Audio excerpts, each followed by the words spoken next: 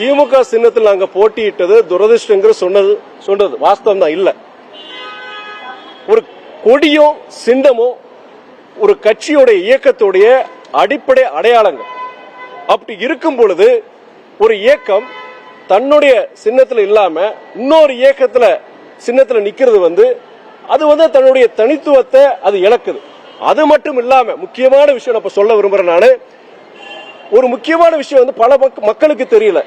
அது என்ன விஷயம்னா, சின்ன மாத்திரம் பிரச்சனை கிடையாது. அதுல இப்போ ஒரு கட்சியோட வேட்பாளர் இன்னொரு கட்சி சின்னத்தில் நிற்கும் பொழுது அந்த இயக்கத்தை முதல்ல எந்த கட்சியை சார்ந்தவரோ அதை முதல்ல ராஜினாமா பண்ணணும். அடிப்படை உறுப்பினர் ராஜினாமா பண்ணிட்டு எந்த கட்சி சின்னத்தில் போட்டி போடுறாரோ அந்த கட்சியோடைய உறுப்பினராக முதல்ல அவர் மாறணும். மாறிட்டு அதுக்கப்புறம் அந்த கட்சி சின்னத்தில் போட்டி போடணும். தயவுசெய்து தெரிஞ்சுக்கோங்க, சின்ன மாத்திரம் கிடையாது. அவருடைய எந்த இயக்கத்தை சார்ந்தவரோ அந்த இயக்கத்துல ராஜினாமா பண்ணிட்டு இன்னொரு இயக்கத்தில் அவர் போட்டி போடணும். இது ஜனநாயகமாங்கிறது என்னுடைய கேள்வி. எங்களுக்கு என்னன்னா, இது நீங்க கேட்கலாம், ஏன் அப்படி ஏன் நின்னீங்கன்னு கேட்கலாம். நாங்க கிட்டத்தட்ட 10 வருஷம் அந்த கூட்டணியில நாங்க தொடர்றோம்.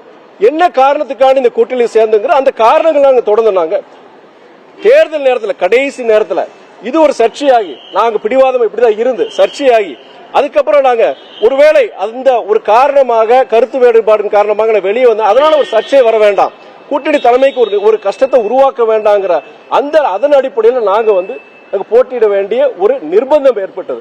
நான் அதை தான் சொன்னேன், தொண்டர்களுடைய மன குமுறல், நிர்வாகிகளுடைய மன வேதனையை எங்களுடைய துரதிருஷ்டம் சொன்னேன். இது தவறுங்கிறது நான் கண்டிப்பா இது தவறு நான் சொல்லவே மாட்டேன். நான் இதுக்கு கண்டன சில பேர் பதிவுகள் போடுறாங்க செய்யறாங்க. நான் இதை 1000 முறை நான் சொல்லுவேன். நான் எதிர்காலத்தில் சொல்றேன், நான் ஒரு இயக்கம் இன்னொரு இயக்க சின்னத்தில் போட்டி போடக்கூடாதுங்கிறது எங்களுடைய பொதுக்குழுல தலைமை விரும்புதோ இல்லையோ என்னுடைய ஒரு முக்கியமான கோரிக்கை, எங்க இயக்கத்தில் அத்தனை பேருடைய முக்கியமான கோரிக்கையா இருக்கும். கூட்டணி ஆட்சிங்கிறது ஒரு கலெக்டிவ் ரெஸ்பான்சிபிலிட்டி, அது நல்ல விஷயமா பார்க்கணும். ஒரு கூட்டணி இருக்கும்போது ஒரு இயக்கம் தவறு செய்து வச்சுக்கோங்க, இல்ல ஒரு அரசாங்கம் ஒரு முடிவு எடுக்குது, அதுல ஒரு மக்களுக்கு எதிரான ஒரு நிலைப்பாடு இருக்குன்னா கூட்டணி இருக்கும்போது அதை தட்டி கேட்கறதுக்கும் அதை திருத்தறதுக்கும் ஒரு அதிக வாய்ப்புகள் இருக்கிறதுனால ஒரு collective decision making, collective responsibility இருக்கும்போது கண்டிப்பா அதுக்கு உண்டான ஒரு நல்ல விஷயமா பாக்குறேன். அரசாங்கத்துக்கு நல்லது, மக்களுக்கு நல்லதா பாக்குறேன். எப்படிங்க